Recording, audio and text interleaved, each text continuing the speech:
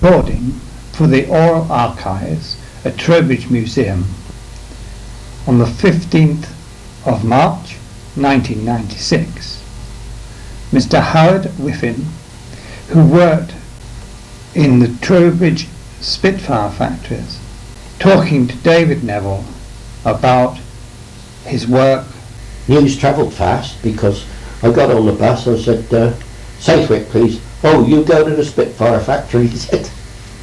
So Walls did have ears in Trowbridge, and I went there, and very happy place to work. April the 1st I started, and I stayed there until 1943. And what were you making? We were making Spitfire leading edges. Leading edges. And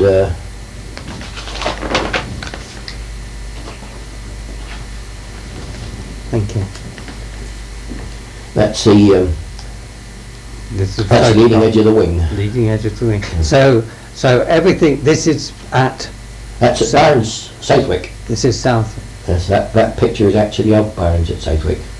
Now it does intrigue me because during the war, all cameras and film was confiscated. Yes. And how that one arrived, I do not know. Perhaps. I've only just had that one given to me a month ago. It happened in 1943. 1943. In the meantime, I'd met my wife, got married, and we were expecting our first son. And I moved from Clarendon Road to 55 or 57 Bradley Road, opposite Rutland Works. And I was transferred to Bradley Road in September 1953. 43. 1943, yes. Sorry. And then worked on the full wings, and then if they were short of work, short of supplies, they would say go over on to do some rudders. The ailerons and one structure came in from Reading, so you just put it onto the aircraft. Another one was built somewhere else, and all you used to collect them up, line them up on the jigs, and build them up, and then the skinners would come along and put the plating on there, and the riveters would come along and rivet it. So where was the fuselage made then? The fuselage was another section in Bradley Road. So really the main part of the Spitfire was made in Bradley Road then? Yes. And the additions came in from outside? There's, in the advertiser, there's a picture of it. Is so? And there's one at Keble and one at Bradley Road, because they put the wings were finished, the fuselage was complete, then they put the engine in, Rolls-Royce Rep put the engine in with the Vickers fitters, and it was all put up together. The undercarriage operated and checked for travel and see everything was all right. The aileron connected and disconnected, because there was a quadrant in there, and it's a very difficult thing to work, because you think, well, that one's got to go down, this one must go up. Yes. And if you don't get the two cables fitted right, you'll get two coming up, so the aircraft will loop the loop, or if you did it the other way, it nosedive. It's by having the two ailerons, one up and one down, so the aircraft turns. I worked on the empennage, which is the stern end, the rudder, and the elevators, and the tailplane came in as a sub-assembly, and it was just bolted onto the rear end. And then at night there was 8 into the light lock, because you opened the outside doors and the low loader came in, and they shut that door, and you open the other door and then put the bits out, and the crane would lift it in. You couldn't have the aircraft out there ready because there wasn't enough room for both to be in there. You had to have the lorry in with the Queen Mary trailer, low loader, already in position to get it in. So you had to have a light lock so there's no light on. So how many aircraft A complete aircraft would you get through, say, in a week? They tell me that Keeble delivered 5 a week. And so that would be 5 a week, basically from Bradley Road, because that was the main area. Yeah. And everything else was coming in from the other Yes, sub-assemblies, details, everything. Yeah. That's quite a few planes, Yes. isn't it? Because you'd only have, so you'd have actually 4 of them probably being assembled at the same time. Oh, you would. There were probably about 8. 8. Yes, That's because there were 2 a lot. rows of them. Uh-huh. There was stage 1, which was built in the jig, stage 2 out of the jig, and stage 3 where the what was it put on. But there was a continual process. As one went out, another one came up from there, and then one came out the jig. So would there be 2 jigs, or just one? We had a row of them. Oh, you had a lot of them. I expect there was 10 jigs. I expect building fuselage, the first bits, put the monocoque Yes. construction in, Yes. and then out of there, from there, and all the bits put in, and the levers and that sort of thing, and then moved on up. It was a progression right through. So, and with that amount of building, how many men were employed within that area? Well, it's difficult to say At one because you time, have no. In Bradley Road altogether, I would think there was something like 800 people worked day and night, but that included tool makers, detail fitters, and the oven where the painting was done, Yeah. and that was all done in an oven to bake all the metal on, the paint on, fuselage, and the wings. So everything was completed under this big, huge building with one roof. Yes. And what specifically was your job? I mean, were you were obviously a person who had many aptitudes. I was an aircraft fitter. You were an aircraft. Yes. And then, after the war, 1952, I went on to rate fixing. I see. I went up to South Marsden for my training, and I went down to Southampton to go back to Southampton to work. But unfortunately, my wife was ill. She didn't want to leave her doctor, and I couldn't get a house. So she was ill, and my boss came down one day. I used to ring up to South Marsden, Bradley Road, and the chap that worked there used to call in to see how she was, and I'd ring up to see her, and he said, Howard, he said, I've got to get another rate fixer for Bradley Road. I don't want to force you, I'm quite happy with what you do, but if you want to go back home, you can go home and I'll get a new one here. Or if you want to stay here, I'll go there. So I went home and talked to my wife, and she said, well, we'll stay here. Yes. And because she had all confidence in her doctor. And she said, I came back, So, rate fixing up here. so what were you making then? They were still building. Well, what we were doing then, of course, Castle Bromwich in Birmingham built more Spitfires than anybody. It was 12,500, I think, all told. And they stopped that because they were going into car production again, because it was Buffield's place, and they shipped them down to us for completion. Terrible. Nobody had pride in their work like. Badly made. Rough rivets stood up, and I can remember one incident when the AID came along and looked at the job that I was working on. He said, this is disgusting, I can't accept that. So I went to the foreman, and no, I went into the Air Force first, that's right. And when I came back from the Air Force, this one was there, 1948. Because I got called up Yes. after the war. I see, I was wondering about that. And I saw the foreman, and the foreman went to the manager, Mr Hall, and he came down, and my nickname was Whiff, short for Whiffin. So he said, Whiff, got them. 100 carats, will you? I just turned the pen tool round and brought it out. And the AID man's name was Mr Wright. He said, Mr Wright, I'm afraid you're wrong.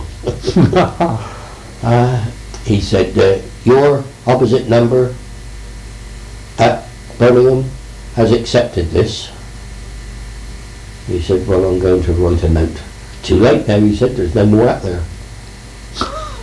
And, I mean, the shape of the Mark 24s, 22s and 24s altered considerably, and the elliptical wings were changed. And rivets, we had all our rivets were milled off flush, so you couldn't see anything. It was just like that, painted and all. What they did with them, I don't know. We did have some changes there. We had some Mark 19 wings for Sweden as well, and that was an interesting thing, because the whole of the leading edge is a tank for PRU, photographic reconnaissance aircraft, and the whole of that leading edge, I can't remember now how many it was. I should have thought it was somewhere around about 90 gallons in each leading edge, because we did fit some small ones which only took up about 10-15%, and that held 12 gallons. So where, in fact, originally was the fuel? Was it always in the wings? Oh no, that was only for photographic reconnaissance, yes, where to allow them to fly all over Germany. And that. Where was the main tanks were in front of the pilot, lower and header and top tanks, 2 tanks originally, which gave them, I can't remember how many gallons there are now, long time ago, but it gave the Spitfire something like about an hour and a half in the air. So that is why a lot of the Spitfires were on fire from the front, because the tanks were if they got hit, yes. There was an armour plate behind them, bulkhead. Yes. Yes. There seemed to be a tremendous amount of explosions at the point just behind the engine. Yes, and we didn't do many Seafires at all. We had a few after the war, but they were the Mark 11s and 15s. They were manually operated. So when did all this stop? When did all the Spitfires ran out really about 48, 49. Yes. We had the odd one, but not much left then. And we went on to, when I went in the Air Force though, in 1946, they just started a Spiteful, and I was working on the tail of the Spiteful, but that was a prototype and it crashed. Didn't last for long, did it? No, it was a prototype. I can't think the name of the jockey that was the pilot that killed on it. He was a good, well-known jockey pre-war. And he got killed in it, flying at Eastley, but I wasn't there then, I was away. And when you went into the RAF, did they cleverly put you in as a fitter, or did they make you do something totally different? There's a funny little story to that. I went in as a flight mech, and I did the square bashing, came down to Western Supermare, and I passed high enough to go straight to train as a fitter 2A. And I passed the fitter 2A, but unfortunately the examiner was a flight sergeant. I knew nothing about paintwork, and I got 89%, and he failed me because I didn't know that you could put cellulose paint on. He had said, can you put synthetic paint on top of cellulose, or cellulose on top of synthetic? And I couldn't answer, I didn't know. I'd never been told.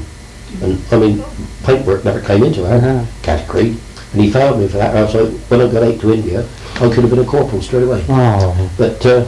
and then I was taking the trade test, and they moved me from Maripur to the civil airport in Karachi, Drigg Road. And I hadn't been there long. I was there 3 days before I made the foot sergeant. Really? Yes. And That was clever. What did you have? A piece of paper and walk round with it? no, I just sat in his office on his chair, and nobody came in there because our job was to inspect the aircraft, and he knew there wasn't one coming off, so he went off for 3 days. And when he came back, he said to me, "Who are you?" And he was lucky he sat in his office all the time then, and I did all the inspection.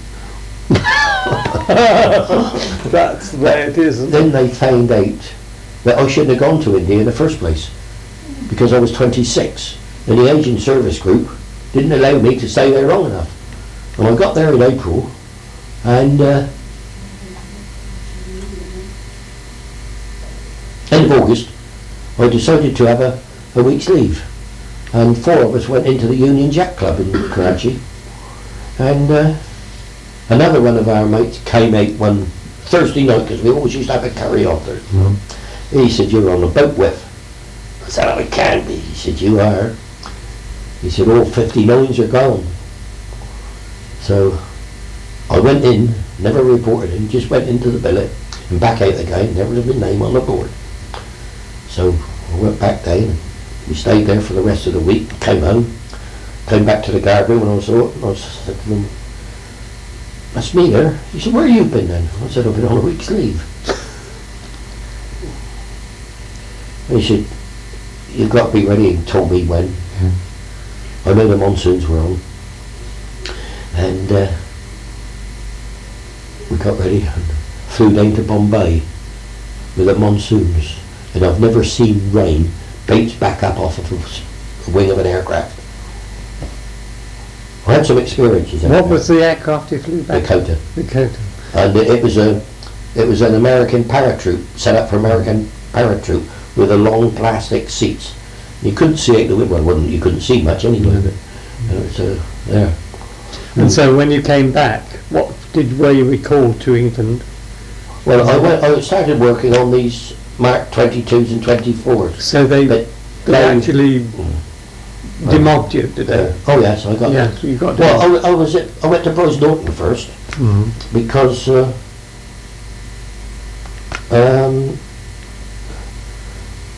as I say, I should have been gone out first place, but at least I saw Karachi and Suez Canal. You got overseas pay as well, didn't you? Oh, we didn't have any overseas pay then. It was only 35 shillings a fortnight I got, because back being married, you had to contribute so much to your marriage. No. Yeah. Well, I think that is